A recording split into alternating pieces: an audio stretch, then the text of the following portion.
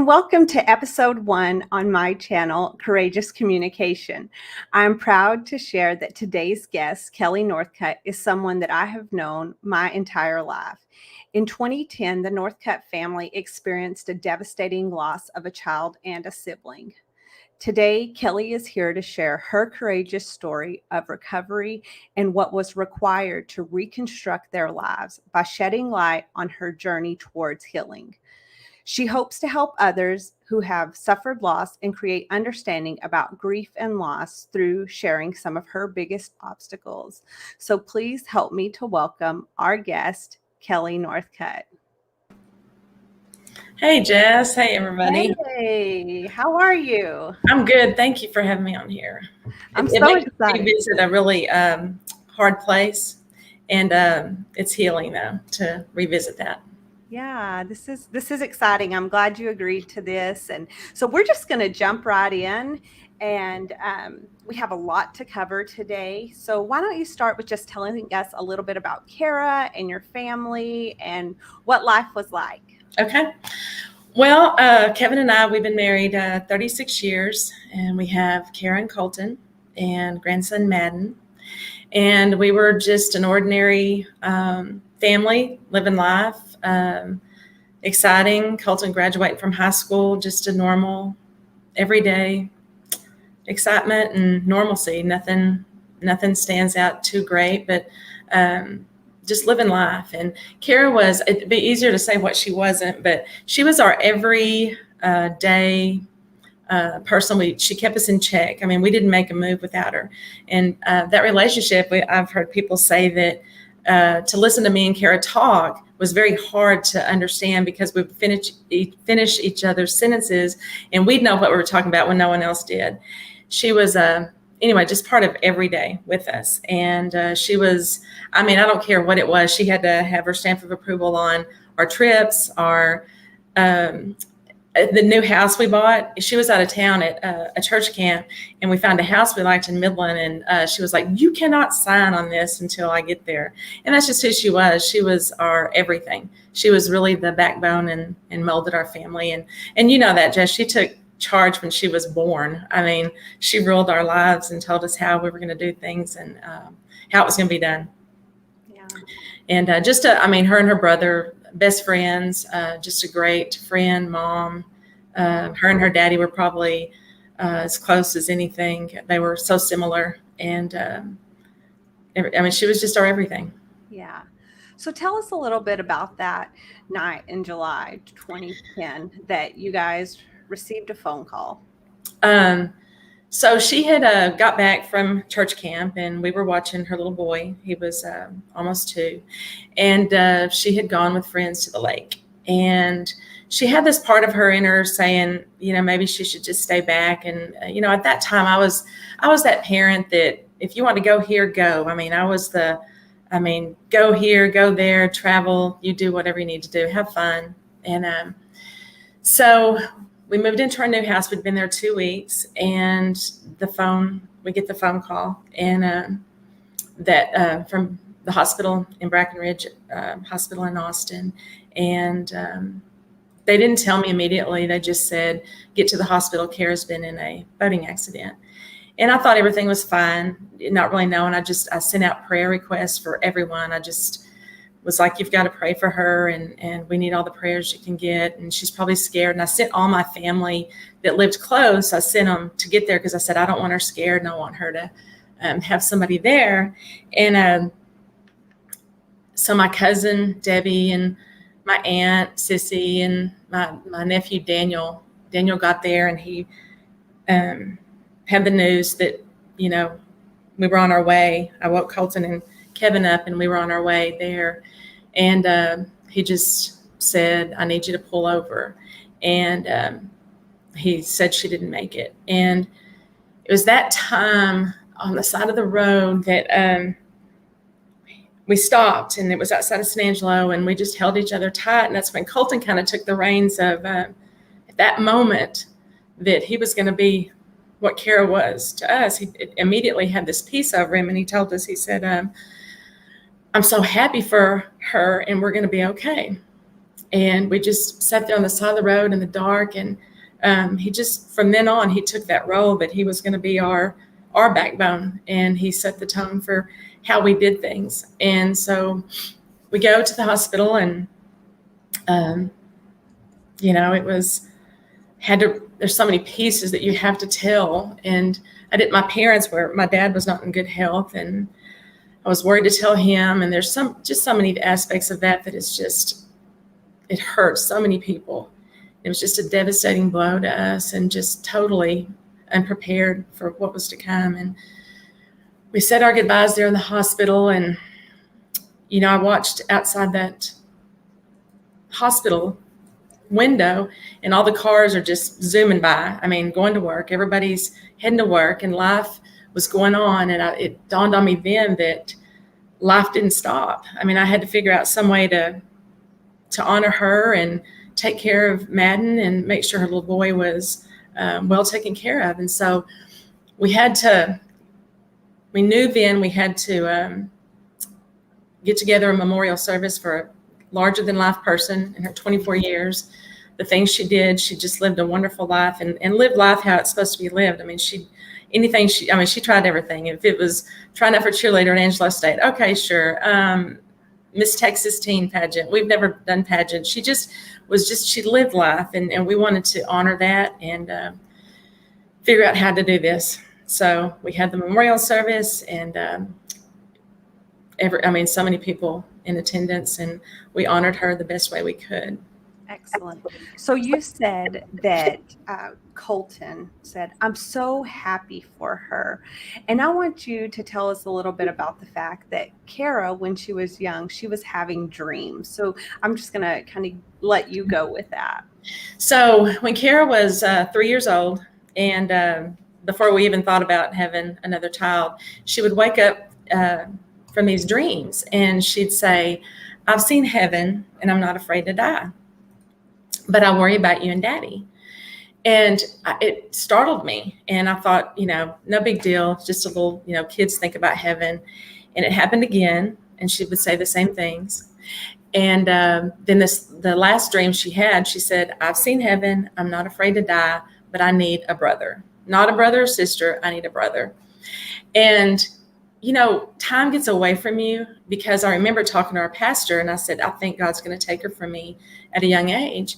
And, and no, kids have dreams and all that, we just chalked it up to, it was just that dream. And then, years go by, but it was like she was on this time clock, because how she did everything. And I remember her last few months. I mean, I'm just like, slow down.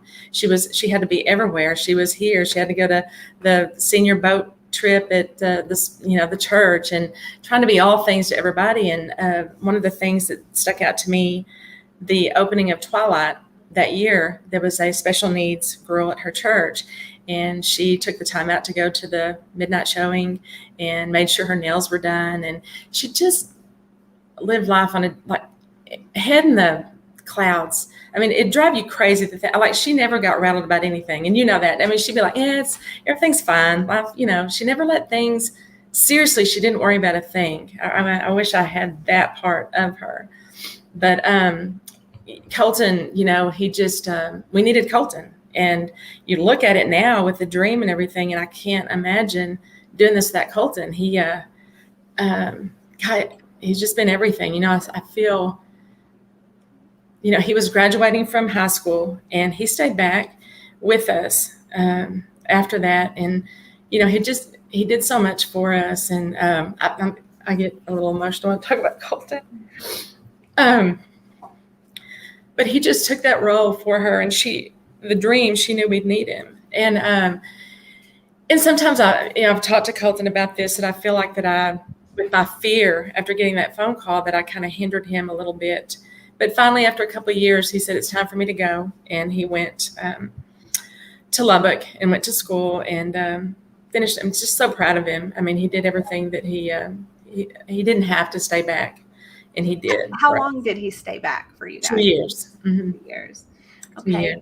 And then you also shared about the fact that Carol was kind of a busybody, going different places, and how Colton's role after this kind of looked a little different due to everything that had happened. Do you want to share a little bit about that? Yeah. And like, I remember the typical college things that we let Kara do, and the things like, hey, I'm going to go, she'd be like, hey, Mom, I'm going to Steamboat. Absolutely. Go skiing, go here. I mean, I was that, parent that didn't have any fear. And I think that after that loss like that, Colton, in fact, he had a group of friends going to Steamboat, and he said, I'm not even going to ask because I know that you would worry the whole time. And just, it leaves you. I say that we lost our innocence that day because, I always thought you'd send your kids out the door or out to another trip and they'd come back. And so when you lose that, you lose a level of, security that's, you always worry about your kids, but everybody does. But to have that phone call, it's like it's heightened to another level that it's just, the fear and anxiety can grip you at times. Now, tell me a little bit about some of that fear and anxiety and Colton's experience at school with maybe a police call. Well, yeah, we can laugh about it now, or he may not even. But, so he went to, when he went to a semester to Lubbock, he had new roommates that I didn't know. And this one particular night, I couldn't get a hold of him, and I was calling him, and no answer. And so I load Kevin up. I said, we're heading to Lubbock right now. And Kevin's looking at me like I'm crazy, which I am. But anyway, so I can't get Colton, and I call the cops, and I'm like, I need you to get here immediately. I don't know what's going on. I don't know. He's with new people. He lost his sister. I go into all this detail about it. And Colton said that he calls me finally. And he said, are you crazy? He said, my roommates were like, did the cops say that your mom called the cops on you? And of course, she played it off like, yeah, no. That's not what you heard. That would be crazy. But yeah, Colton's had to reel me in. He's literally put his hands on my shoulder and been like, Mom, you couldn't have stopped what happened to Kara. You are not in control of this life. Only God knows the outcome of what our lives are about. And he's just like, I don't want this worry and fear for you. I need you to stop for your health and for you. I don't want you to have this. And he's just been just so amazing. He's lived with my anxiety. Okay. With me. So now Colton had found himself a mate as well, and you made a comment that it would always going to have to be someone who knew Kara. Can you tell us a little bit about that? Yeah, from the get-go, I said whoever Colton ends up with is going to have to be an incredible individual and understand our family and know who Kara was. And of course, we've loved their family, the Graves family, knew Jordan from birth, and she fits into this mess we have, and she understands my craziness that, I talk to Colton like I did Kara many times in a day, and she puts up with that, and she's a pretty special girl. But I always knew that she would have to be somebody that knew the history and the background of the closeness of Kara and Colton. And, we every year, Colton doesn't go there very often, but once a year, for Kara's birthday, we do a toast for Kara, and we go around and say something. And, for Jordan, we forget that Jordan lost too. And Jordan will say, I never got to have my sister-in-law. And she got robbed because her and Kara would have been just, oh my gosh, just amazing friends and closeness. Grief in different area. Let's talk a little bit about Kara's little boy, who's not so little anymore. A teenager?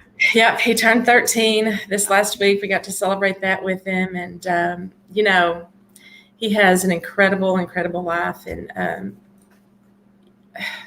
he is our time clock for everything that he's the time frame on it for how long we've been without Kara. So, you go through kindergarten graduation, and then exactly how long that she's been gone.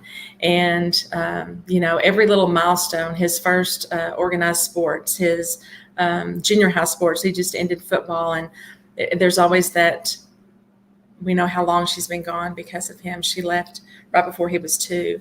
And so he's our forever keeper of time. And he's now 13.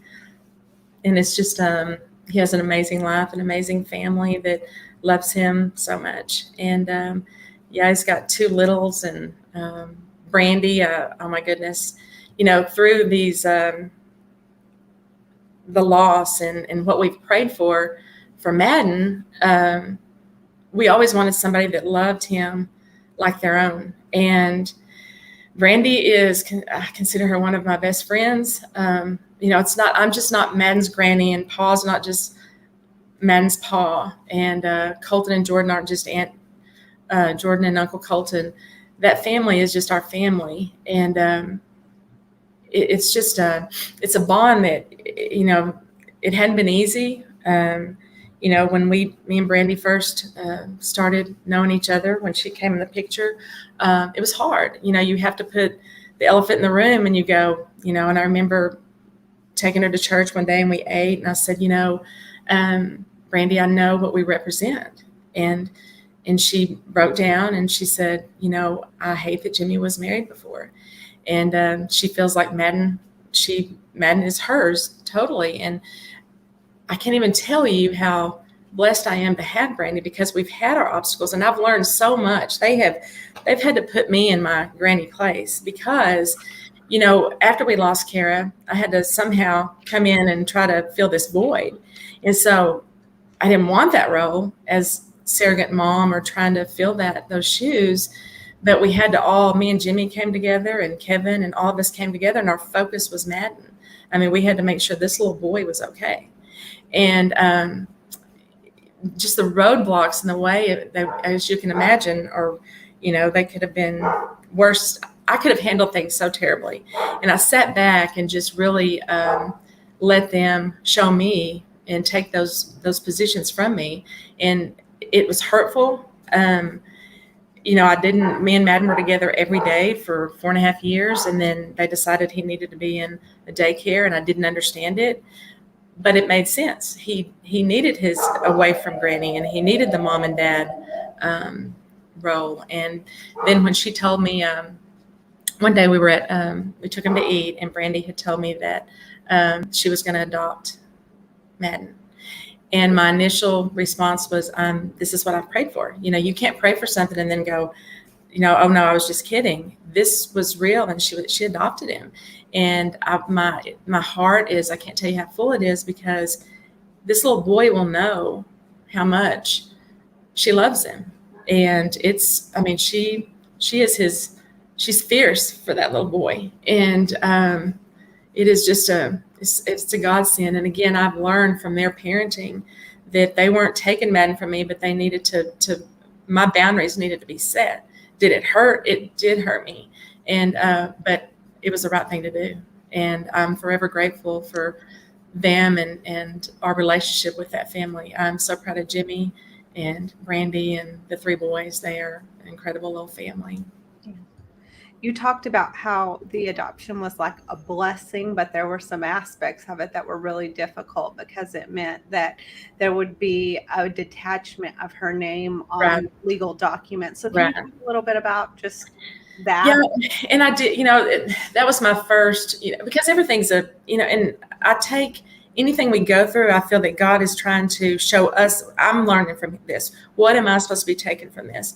And I really do try to learn from those situations. But I did. I felt that it was just, we were just removing her from ever being a part of anything. And I think that's the thing and I grieved again. I mean, there's been so many different trigger points that through this, I'll get one area I feel like that I've conquered and done well, and then I'll go back to square one that I feel like this grief is all new to me. And it was just a blessing. And there's some things that just some bumps in the road, I guess you'd say, that just kind of comes out of left field. I mean, so many different moving pieces. And one of them was when Jimmy had asked me that he, out of respect for Brandy, that he wanted to remove his name from Kara's headstone. And it doesn't seem like that's a big deal, but at the time I was just like, it's another one of those things we're just wiping her away. And that wasn't the case. We women are jealous people, and that is out of respect for Brandy. He has a new life, and it was just the right thing to do. It was perfectly the right thing to do, but it hurt. And again, there's a stepping stone it's bittersweet. You have a moment of me. I mean, why is this happening to me? And I've also learned that very little has much to do with what our feelings are. I mean, it's really to help other people, and that's really been my focus. And I can't speak enough about Brandy and Jimmy and that Brooks bunch, because they're extreme.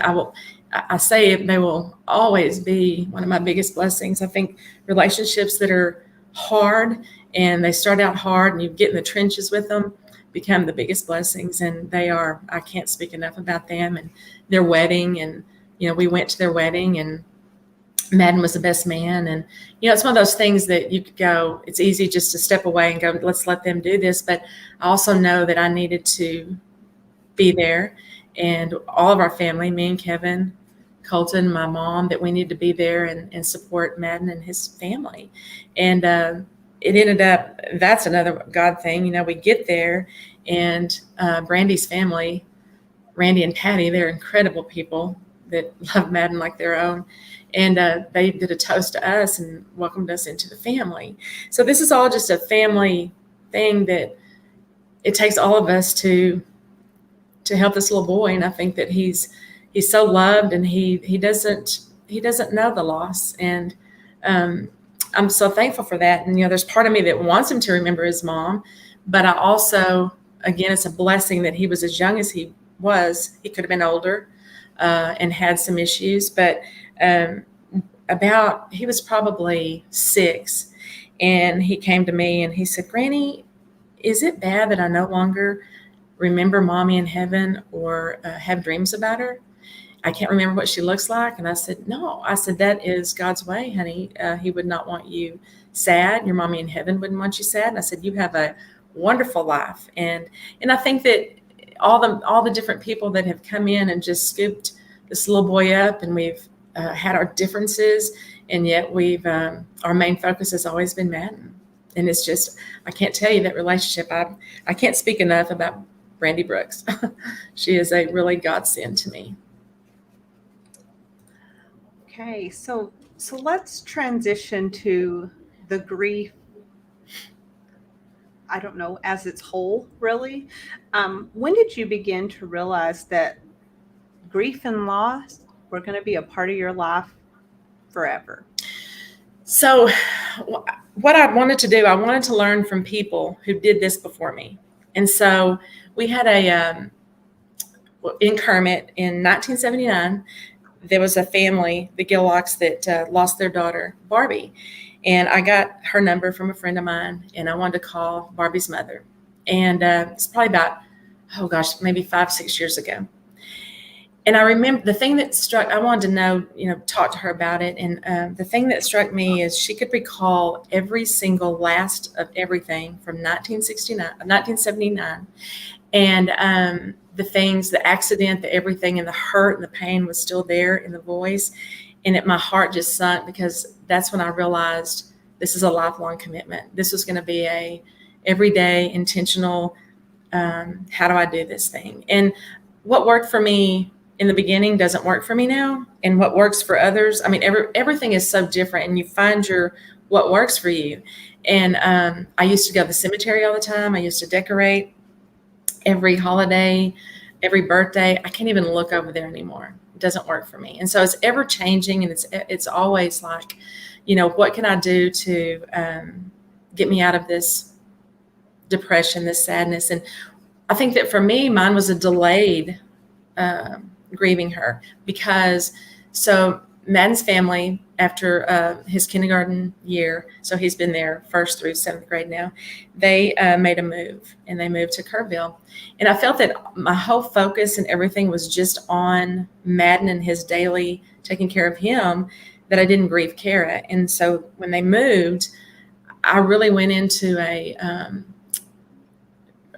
rough place.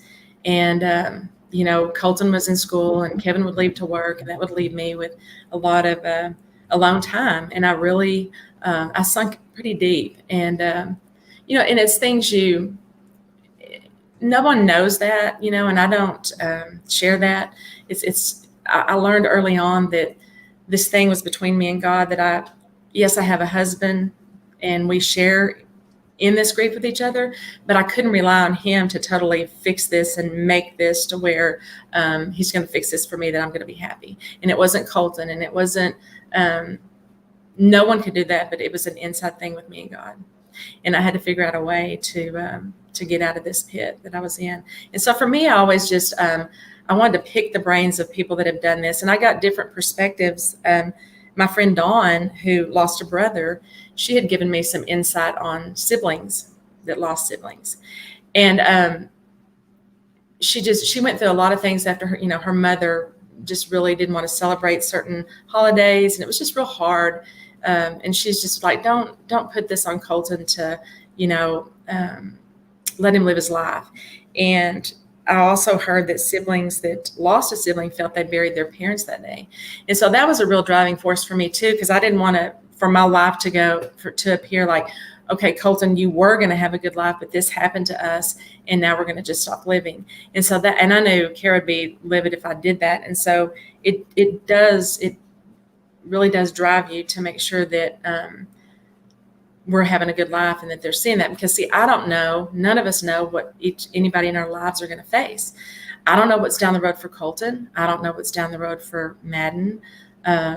People that do life with you, we don't know. And so it's real important for me to the how is every day just your faith and asking God to help you, because it's hard. And there's days I've had to, believe me, I've had forgive me God moments that I go into.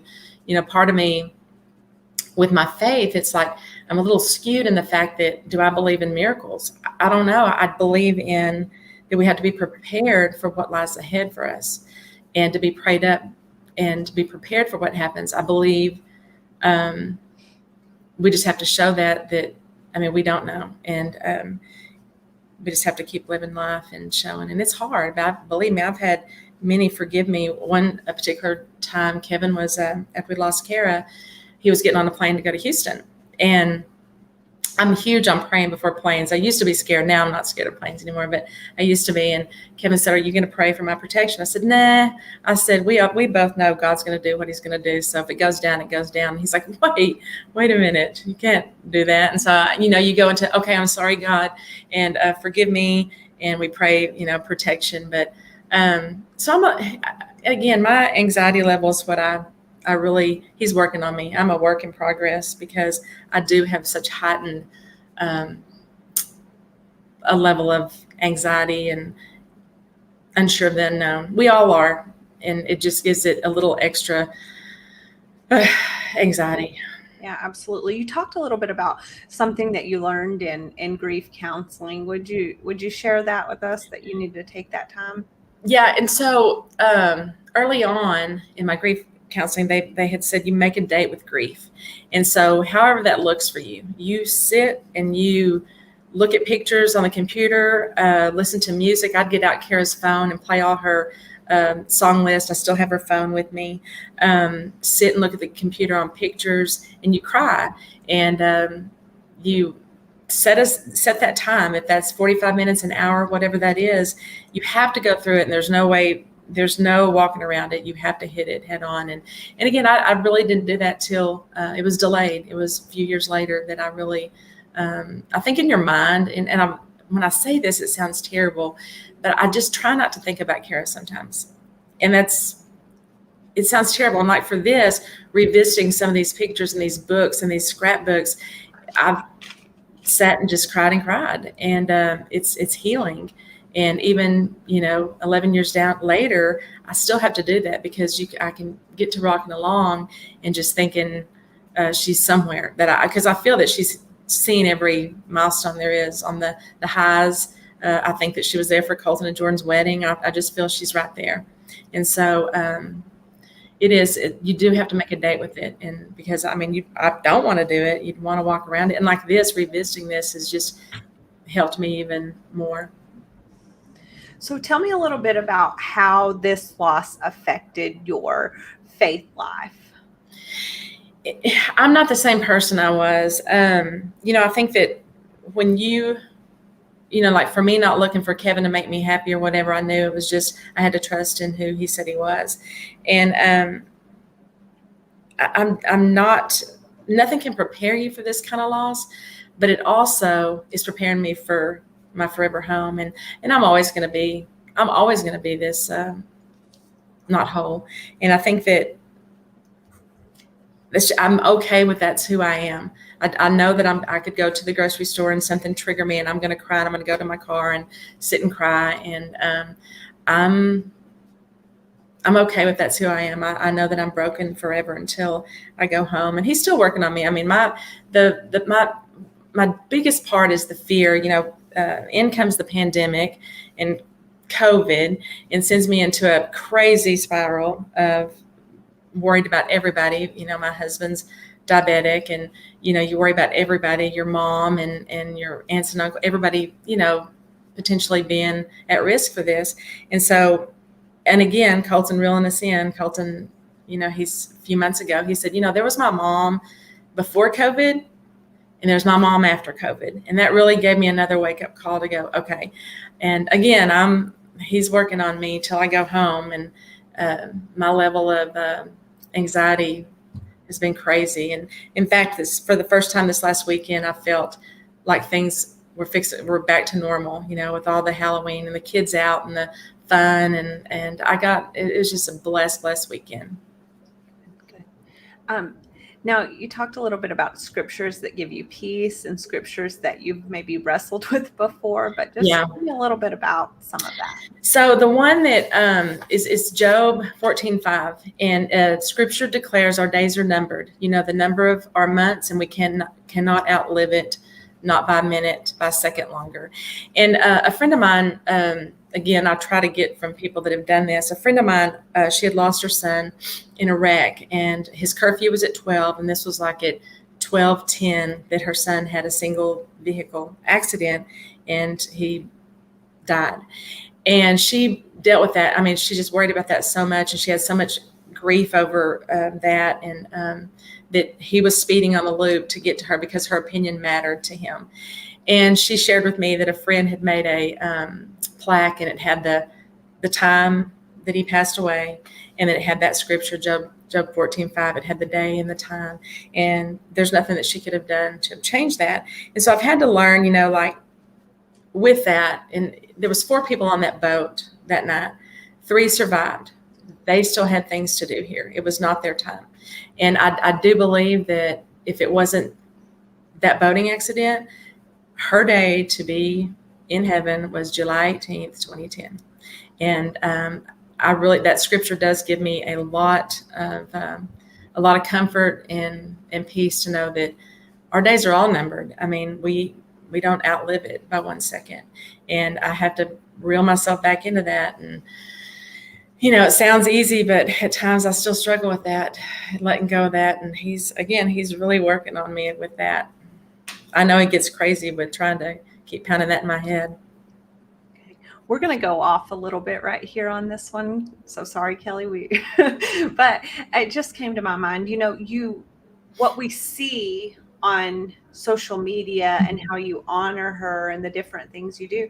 I mean, it would be really easy for people to say, man, they just do it so great. They must be just rocking along. Their lives are just back to normal. Everything's fine for them, because that's what we're seeing, right? Right. This has been a little bit different picture of that. So kind of just elaborate on that if you could. Yeah. So, and it's like, and you learn with, and I've tried to tell this to others that, what you see on social media, no one really wants to see the ugly. I mean, it's like, okay, move along. But, and a lot of my grief is by myself. Sometimes not even Kevin and Colton know that I'm grieving like this. It's kind of a personal thing that I do. But I do think it has to be authentic and real, because it is. It's a struggle to not to want to fix everything. And I think that when, my family is all here in this little bubble in my house, I want everybody to stay. And I feel like I'm in a little bit of control, but it's not real because I can't control anything. And, but it's so true. It's like, the people don't want to see the bad days, because if it is, it's like, and I've had people say that y'all make this look so easy, and it's an everyday. I really do have to live intentionally every day to get it back on track. And when I don't, I always just there's so many people that have so many tremendous things going on in this life, and it gives you a heightened empathy for those people. I have friends that are just going through tremendous things with their kids, and looking at loss.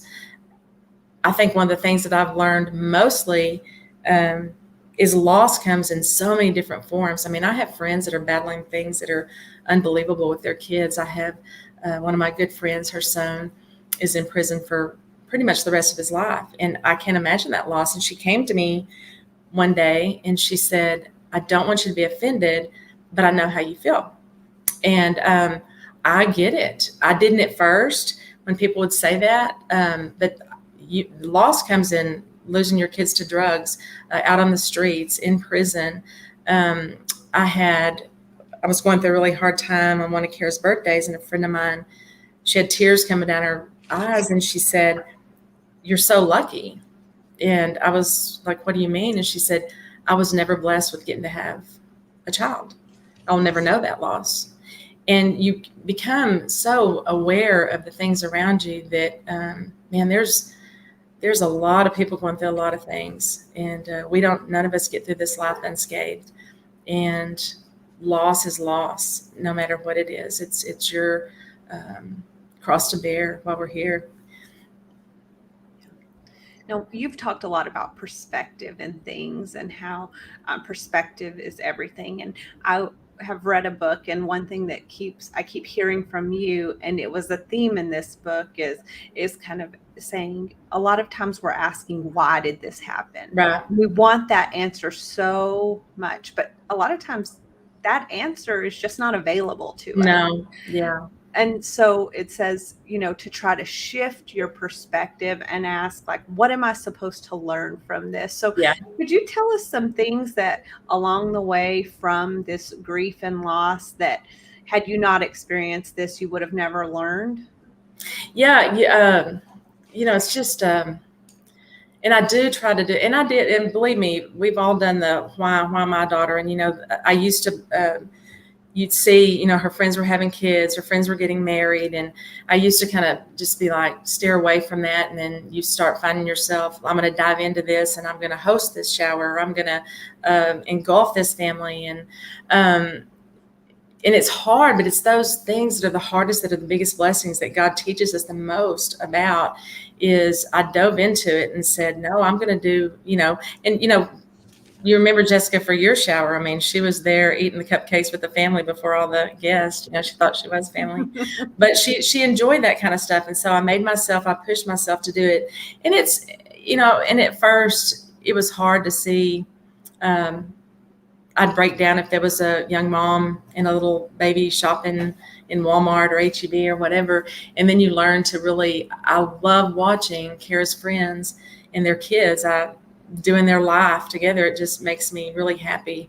It really does. And I just think, of course, there's always going to be part of me, how would she be? How would she be going through this? But we're all just trying to get through this thing called life, and it takes all of us. And I think that to be there for each other when the simple things, like even the going to college, like, when Kara went to Angelo State, I remember sitting in her floor on her pink rug and saying, I can't live without this child. And so people that are going through, their kids going off to college for the first time, that's a huge milestone. And I never dreamed that I'd be living really without her. And, people will share things with me like, I don't know how I'm going to do this with my child going to college. And then they bounce back and go, oh my gosh, I can't believe I'm telling you this, but that's a huge deal. And so I want them to know that those things are milestones, and it is, it's all part of this life.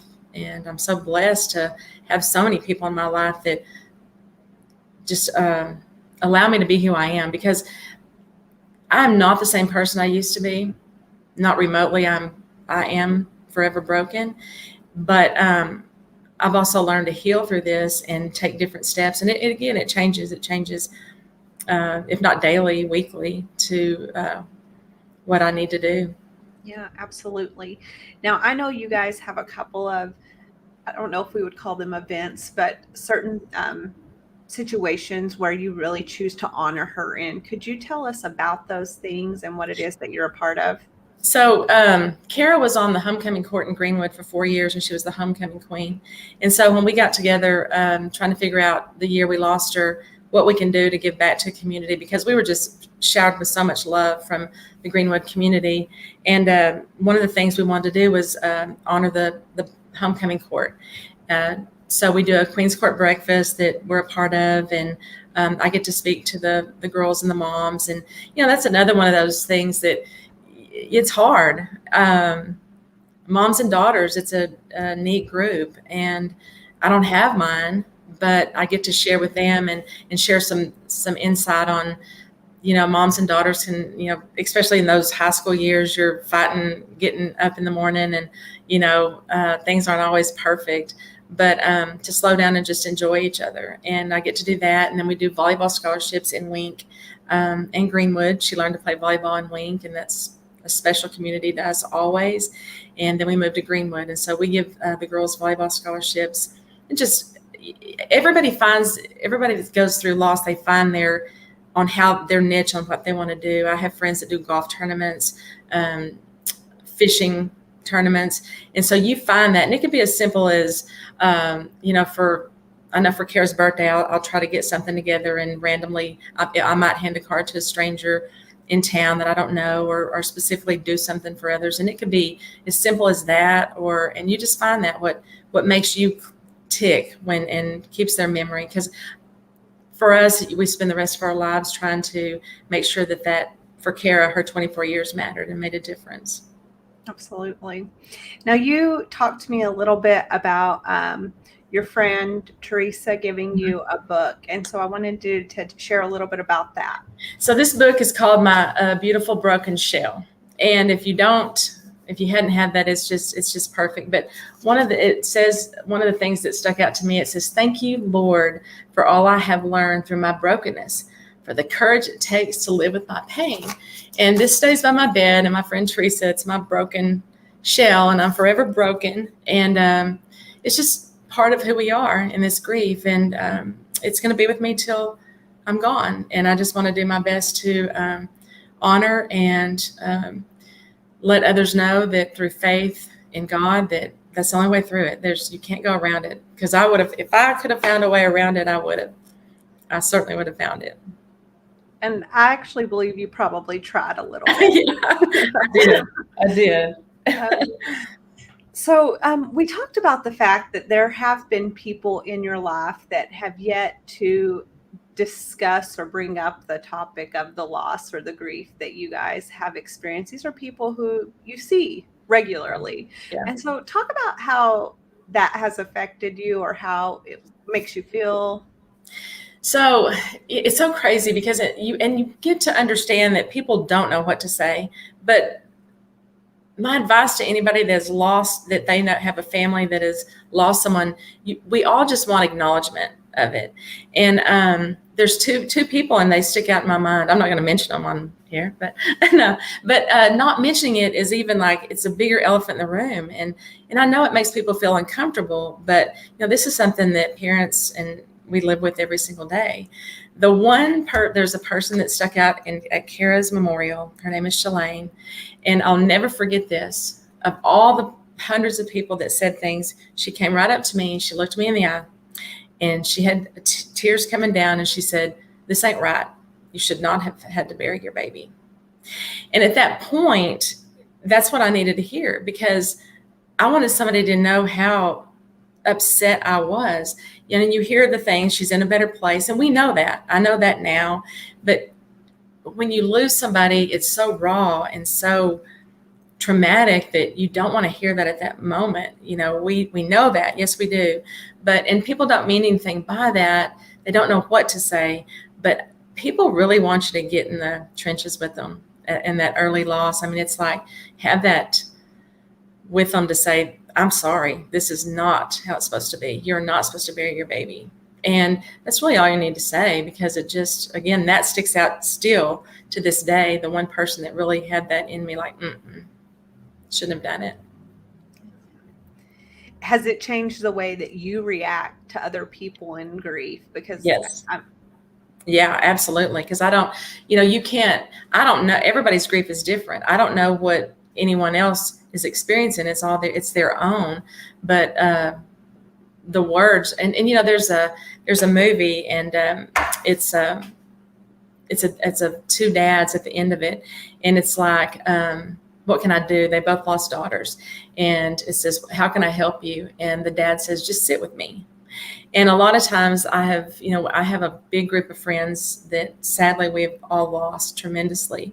And when you're sitting across from them, there's nothing you have to say or do. And I would highly recommend finding some people that have that common bond, that you don't have to explain yourself, and you can cry and you can laugh and you can do both at the same time. And just that no words really that you need between you when you both have experienced that kind of loss. But people just want their child acknowledged. You really, even on a birthday, to say, can you tell me something about something they love doing? Or, I have friends that have gone and decorated her headstone. I've had people that have just sent balloons and sent me a picture that they put them in the air for her birthday. It's just those simple little acts to say her life mattered. And I think we all just want to make sure that their legacies are still living, and will be here till always. As long as I'm here, I'm going to keep on. I always tell people that during my homecoming stuff. I'm like, okay, I tell Miss P at homecoming in Greenwood, I said, if I'm not here, my family better step up and do the homecoming banquet. So just a way, it just makes us feel good. And the beauty of it is a whole group of new girls and volleyball girls get to know a little bit who Kara was. Absolutely. So we shared a little bit of advice, but I just want to open the floor to you, to any advice for people who are grieving, any advice for people who are watching from the sidelines. What are some action steps? And we heard a little bit, but some more action steps that would be so welcome to someone who's in those places.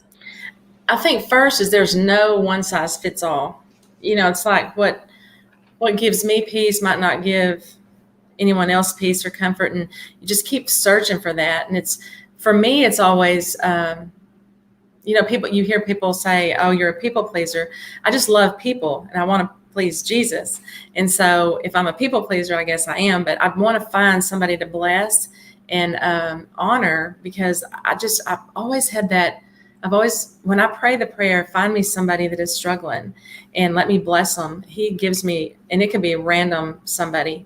And for me, that's the steps that work. But again, if you want to sit, and I've done that too, to where I just, I kind of have to retreat a little bit and get back myself and get strong enough to go out and be a blessing to others. But it's it's definitely a roller coaster. It's definitely you have your highs and your lows.